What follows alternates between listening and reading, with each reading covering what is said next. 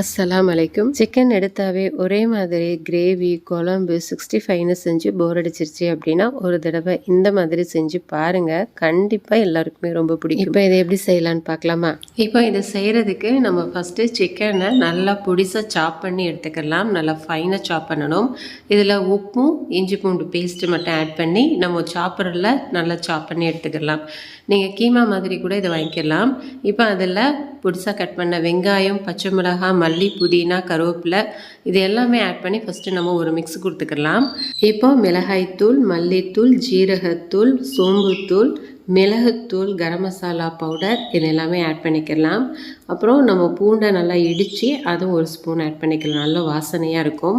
3 spoon அளவுக்கு பொரிகடலை powder add பண்ணிக்கலாம். இப்போ இதுக்கு தேவையான அளவு கொஞ்சமாக உப்பு ஆட் பண்ணிக்கலாம். நம்ம சிக்கன்லையும் ஏற்கனவே உப்பு ஆட் பண்ணியிருக்கோம், அதனால் செக் பண்ணி பார்த்து ஆட் பண்ணிக்கோங்க. 1 டேபிள் ஸ்பூன் அளவுக்கு பட்டர் ஆட் பண்ணிக்கலாம். இப்போ ஒரு 5 நிமிஷம் நல்லா இது போல் சப்பாத்தி மாதிரி நல்லா பிசைஞ்சு எடுத்துக்கலாம். இப்போ ஒரு சாப்ஸ்டிக் எடுத்து நம்ம இது போல் நல்லா ஷேப் கொடுத்தோம் அப்படின்னா நம்மளுடைய சிக்கன் ஷீக் கபாப் சூப்பராக ரெடி ஆயிடும். இப்போ எண்ணெயை நல்லா சூடு பண்ணிக்கலாம். எண்ணெய் சூடானதுக்கு அப்புறமேலே நம்ம ஒன்றா இதில் ஆட் பண்ணிக்கலாம்.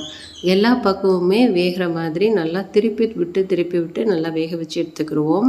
ஃப்ளேமை நல்லா லோ ஃப்ளேம்லேயே வச்சு குக் பண்ணோம் அப்படின்னா நல்லா வெளியில் கிறிஸ்பியாக உள்ள நல்லா ஜூஸியாக ஒரு சூப்பரான சிக்கன் ஷீக் கபாப் நமக்கு ரெடி ஆயிரும். நார்மலாக எப்பவும் போல் நம்ம செஞ்சு சாப்பிடாம ஒரு நாளைக்கு வித்தியாசமாக இது மாதிரி ட்ரை பண்ணி பாருங்கள்.